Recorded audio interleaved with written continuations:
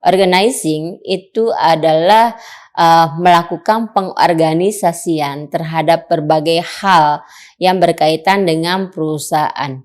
Antara lain misalnya merancang struktur organisasi, kemudian menciptakan kondisi lingkungan perusahaan yang kondusif, kemudian mengolah organisasi yang mampu memenuhi kepuasan pelanggan agar tidak lari pelanggannya. Nah, bagaimana kita bisa membuat atau melakukan, menerapkan pengolahan organisasi ini biasanya dengan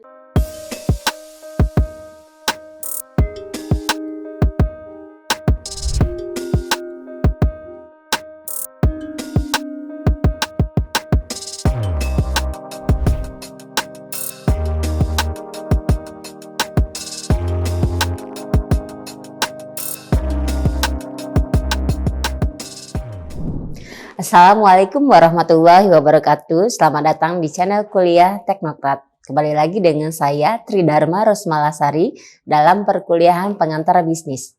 Hari ini kita akan bahas tentang bagaimana cara mengelola bisnis, dan buku referensi yang bisa kalian baca itu ada penerbit tulisannya dari Ebert Griffin.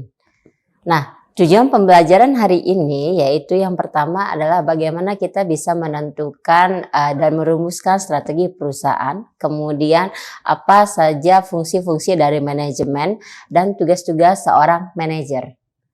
Oke, masuk ke pembahasan yang pertama. Pengelolaan suatu organisasi atau bisnis dalam bentuk perusahaan persekutuan itu akan berbeda dengan bentuk perseroan terbatas. Kenapa? Karena pada umumnya dalam bentuk perusahaan perseroan terbatas, pemilik perusahaan itu tidak mengolah secara langsung, tidak terjun langsung dalam mengolah bisnisnya. Ada seorang yang disebut sebagai manajer di sana yang mengolah bisnis. Nah, manajer ini definisinya menurut Timothy dan Timothy Judge tahun 2008, manajer adalah suatu individu yang mencapai tujuan organisasi itu melalui orang lain. Kemudian pengelolaan bisnis itu istilahnya biasanya disebut sebagai manajemen. Manajemen ini definisinya adalah suatu proses di mana proses itu digunakan untuk mencapai tujuan melalui perencanaan, pengorganisasian, kepemimpinan, dan pengendalian orang di dalam perusahaan tersebut. Kenapa penting sekali? Karena faktor kepemimpinan ini adalah salah satu faktor yang bisa menentukan kesuksesan suatu organisasi. Seorang pemimpin atau manajer itu harus mampu memotivasi karyawannya, mengkoordinasi, mengorganisasi bawahannya itu untuk bekerja tidak hanya untuk mencapai kepentingan individu si karyawan itu sendiri, tapi juga harus bisa mencapai tujuan organisasi, yaitu salah satunya mencapai laba perusahaan. Dalam mengelola bisnis suatu perusahaan, hal yang paling pertama adalah menentukan tujuan perusahaan. Tujuan dibuatnya penentuan tujuan itu yang pertama adalah memberikan arahan untuk manajer bagaimana melakukan pengelolaan bisnis. Yang kedua adalah membantu mengalokasikan sumber daya yang ada dalam perusahaan tersebut untuk melakukan tugasnya di tiap bagian-bagiannya masing-masing. Yang ketiga adalah membantu menciptakan budaya perusahaan, kemudian membantu manajer untuk menilai kinerja perusahaan.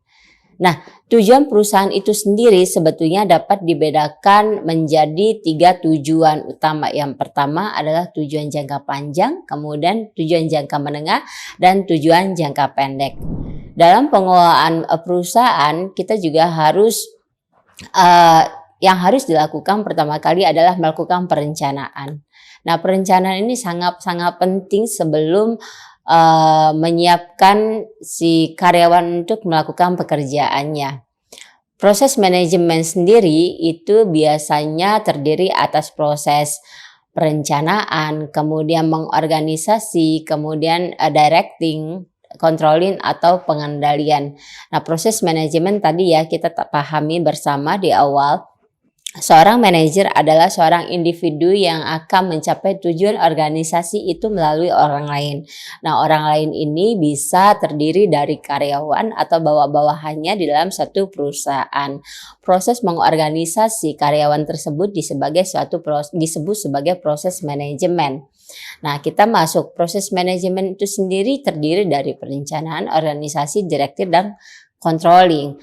Pertama masuk adalah perencanaan. Apa itu perencanaan? Perencanaan adalah suatu proses dari seorang manajer. Langkah awal yang harus dilakukan seorang manajer untuk menentukan mau seperti apa perusahaan di masa depan. Kemudian perencanaan ini merupakan fungsi kunci dari seorang manajer karena fungsi yang lainnya itu akan tergantung dari proses perencanaan yang dibuat. Perencanaan itu bisa meliputi antisipasi terhadap tren produk baru, kemudian itu bentuk kemasan produk ya, sehingga seorang manajer itu harus bisa membuat perencanaan yang baik untuk bisa dipertanggungjawabkan nantinya. Fungsi dari manajer yang kedua adalah organizing. Organizing itu adalah melakukan pengorganisasian terhadap berbagai hal yang berkaitan dengan perusahaan. Antara lain misalnya merancang struktur organisasi, kemudian menciptakan kondisi lingkungan perusahaan yang kondusif, kemudian mengolah organisasi yang mampu memenuhi kepuasan pelanggan agar tidak lari pelanggannya. Nah, bagaimana kita bisa membuat atau melakukan menerapkan pengolahan organisasi ini biasanya dengan pertama tadi struktur organisasi kita buat bentuk struktur organisasi yang ada di perusahaan. Bisa dia bentuknya departementalisasi atau spesialisasi gitu ya, atau dalam bentuk divisi-divisi dalam perusahaan. Kemudian yang berikutnya adalah menciptakan kondisi yang kondusif. Kondisi yang kondusif ini juga berkaitan erat dengan budaya perusahaan. Bagaimana kita atau seorang pemimpin juga bisa menerapkan satu budaya. Misalnya kedisiplinan yang harus diterapkan oleh setiap karyawan yang ada di perusahaan. Kerja on time, masuk tepat waktu, melaksanakan seluruh kegiatan atau tugas-tugas karyawan itu dengan tepat waktu, efisien dan efektif, itu merupakan salah satu cara mengkondisikan lingkungan agar tujuan apa yang diharapkan oleh perusahaan ya dapat tercapai dengan baik. Kemudian manajer ini juga harus mampu mengolah lingkungan atau perusahaan sehingga pelanggan itu akan loyal terhadap perusahaan. Langkah berikutnya adalah pengarahan atau directing. Peran manajer untuk mengarahkan sumber daya atau karyawan yang ada di perusahaan itu dapat dilakukan melalui gaya kepemimpinan. Seperti yang dibahas di awal, gaya kepemimpinan dari seorang manajer itu sangat-sangat penting bagi kesuksesan suatu organisasi atau dalam pengelolaan bisnis. Kenapa? Karena seorang pemimpin itu dengan gaya kepemimpinan yang diterapkan itu dapat mengarahkan sumber daya manusia yang ada di dalam organisasi atau perusahaan tersebut untuk bisa mencapai tujuan bersama. Ada banyak sekali gaya kepemimpinan yang bisa diterapkan dalam perusahaan. Misal, ada gaya kepemimpinan transformasional, kemudian gaya kepemimpinan transaksional, kemudian lagi ada gaya kepemimpinan otoriter gitu ya.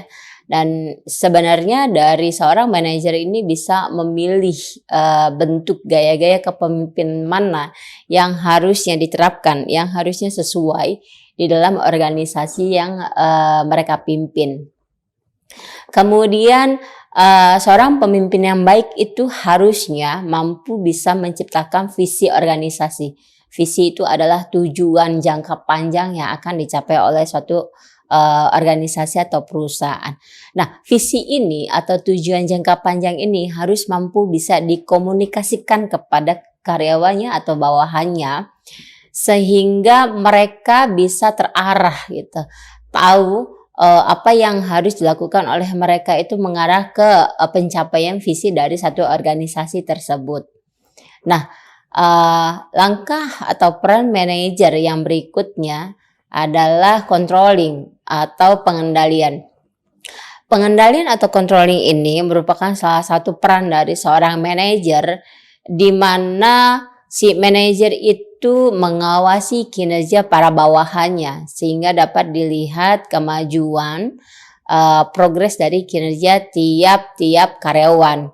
Nah, kalau tidak sesuai kinerjanya, maka manajer itu dapat melakukan langkah korektif sehingga karyawan ini bisa kembali ke track yang sebenarnya. Kemudian pengendalian juga dilakukan untuk mengukur apakah sebenarnya yang sudah dilakukan itu sesuai dengan target yang telah ditentukan di awal dalam proses perencanaan organisasi. Kemudian proses controlling itu sendiri sebenarnya adalah kita bisa mulai dari menciptakan standar gitu ya, menciptakan standar, kemudian itu standar itu implementasikan atau diinformasikan ke para pegawai, kemudian mereka akan melaksanakan sesuai dengan SOP atau Standard Operational Procedure.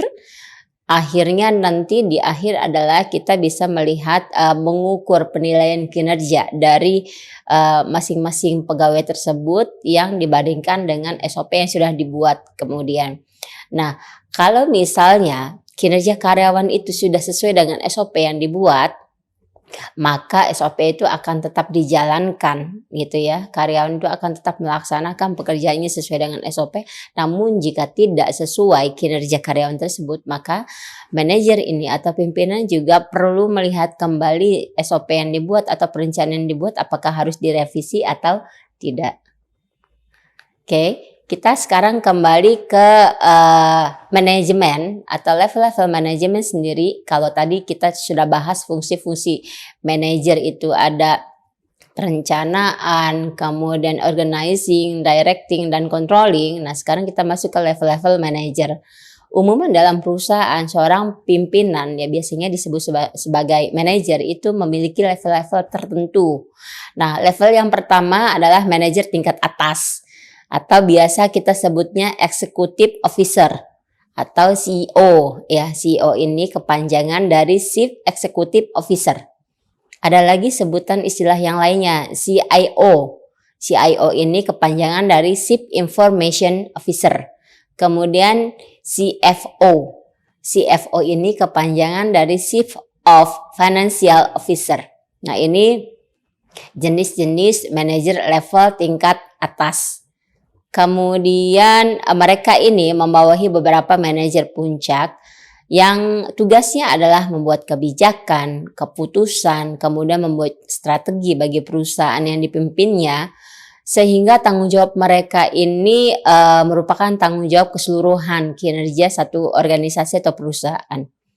Selain itu, manajer puncak juga harus bisa membangun komunikasi dengan pihak internal dan eksternal untuk membuka peluang ekspansi perusahaan ya, kemudian memperluas jaringan kerja sehingga nanti usahanya bisa semakin besar.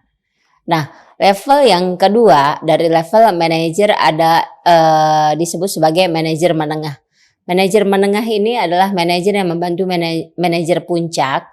Kemudian manajer menengah juga bisa mencangkup lebih dari satu tingkat dalam satu organisasi. Tugasnya manajer menengah ini mengarahkan. Kemudian manajer menengah itu mengarahkan manajer yang lebih rendah. Kadang-kadang juga mengarahkan karyawan untuk level yang bawah ya. Kemudian tanggung jawab manajer level menengah ini bertanggung jawab kepada manajer puncak. Nah, level yang ketiga dalam satu organisasi adalah level manager first line ya. Disebut sebagai level manager kelas bawah, yang bawah gitu, bagian paling bawah. Nah, manajer ini merupakan manajer lini pertama, manajer tingkat pertama yang merupakan tingkat paling rendah dalam satu organisasi. Di mana manajer lini bawah ini bertanggung jawab atas pekerjaan orang lain. kemudian mengarahkan karyawan yang bukan manajemen, uh, dan tugasnya tidak mengawasi manajer yang lainnya karena levelnya masih level manajer tingkat bawah. Menurut Stephen Robin dan Mary Coulter tahun 2009, keahlian-keahlian manajemen ini dibagi 3 ya. Kalau tadi manajer puncak, menengah, dan bawah. Kalau menurut Robin Mary Coulter itu dibagi 3. Manajer puncak itu lebih ke arah keahlian konseptual. Kemudian manajer menengah itu lebih ke arah keahlian hubungan antar manusia, dan level manajer yang paling bawah itu lebih ke arah keahlian teknis. Baik, kalau di awal kita sudah bahas tentang fungsi-fungsi manajemen, kemudian level-level dari manajemen itu ada apa saja. Sekarang kita bahas area yang dikelola oleh seorang manajer. Jadi pengelolaan organisasi, si manajer ini biasanya berkutat di bidang apa saja gitu ya, divisi-divisi yang ada dalam satu perusahaan.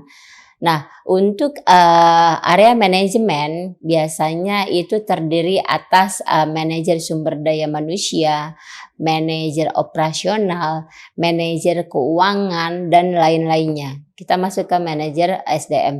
Nah, manajer sumber daya manusia ini pastinya adalah seorang pemimpin yang harus mengorganisasi karyawannya di bagian sumber daya manusia.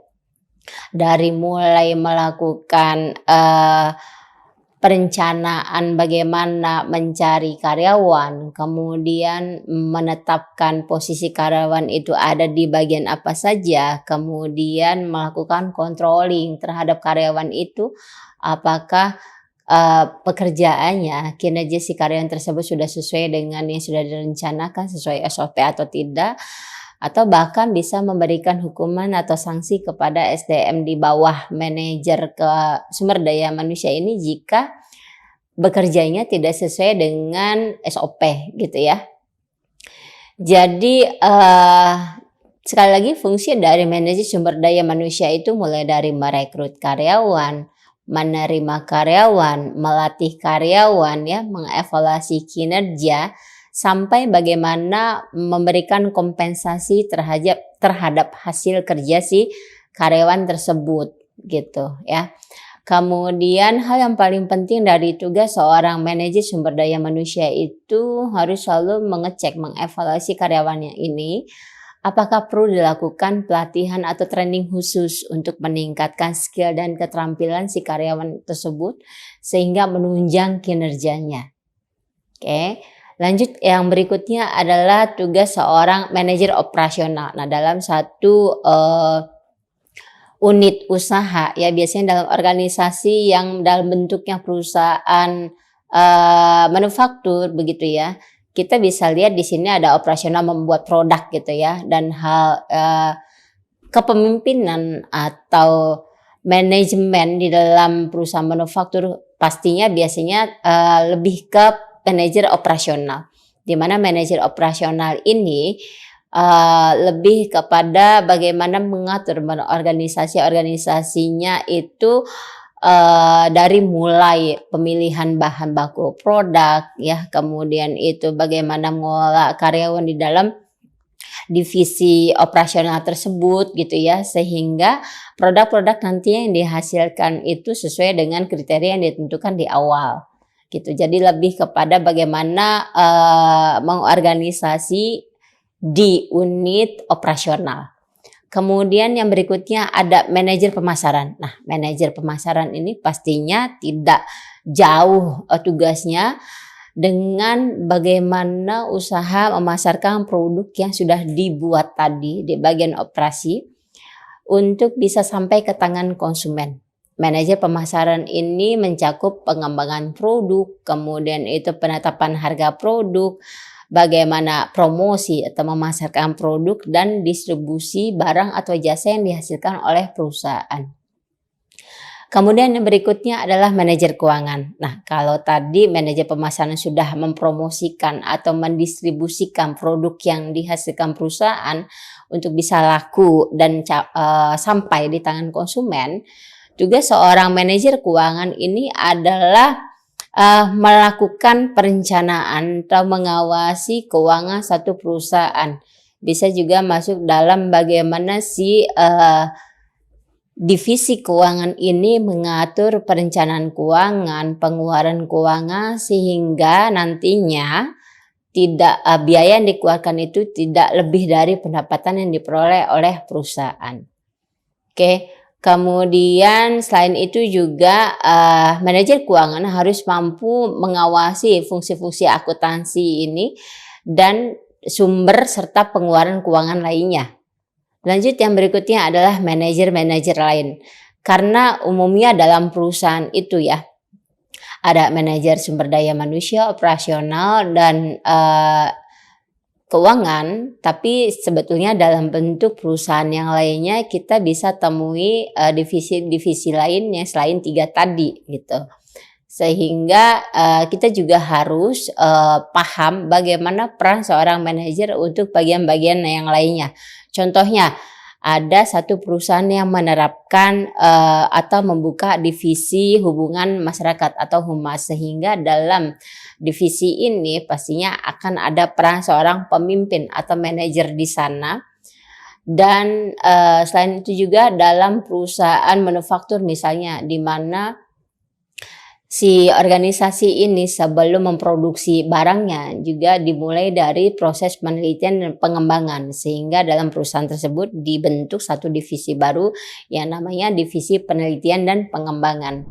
Demikian materi yang bisa saya sampaikan hari ini. Sebelum ditutup saya akan ambil simpulan dari keseluruhan materi. Intinya bagaimana kita bisa mengorganisasi atau mengelola bisnis. Yang pertama adalah harus ada peran kepemimpinan dalam organisasi tersebut. Peran pemimpin ini bisa dalam wujud perannya seorang manajer yang ada di dalam perusahaan tersebut. Kenapa? Karena seorang manajer ini harus bisa mengelola bisnis. Seorang manajer adalah individu yang tugasnya mencapai tujuan organisasi melalui orang lain. Nah, orang lain ini bisa jadi bawahannya gitu ya. Nah, peran-peran seorang pemimpin ini mulai dari proses perencanaan, mengorganisasi, mengelola dan mengawasi jalannya usaha atau jalannya pekerjaan dari masing-masing karyawan yang ada di perusahaan.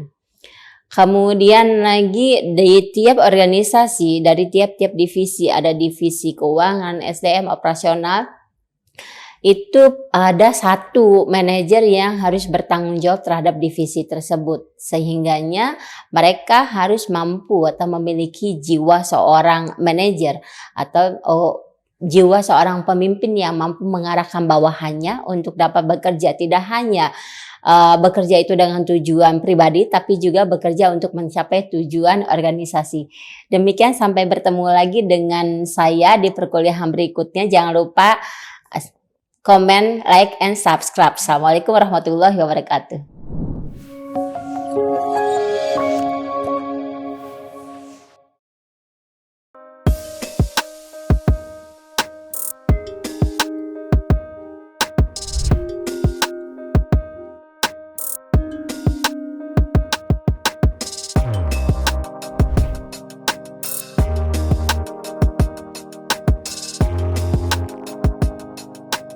Terima kasih sudah menyaksikan video pembelajaran ini. Jangan lupa like, komen, dan subscribe, serta nyalakan tanda loncengnya agar kalian tidak ketinggalan informasi update lainnya.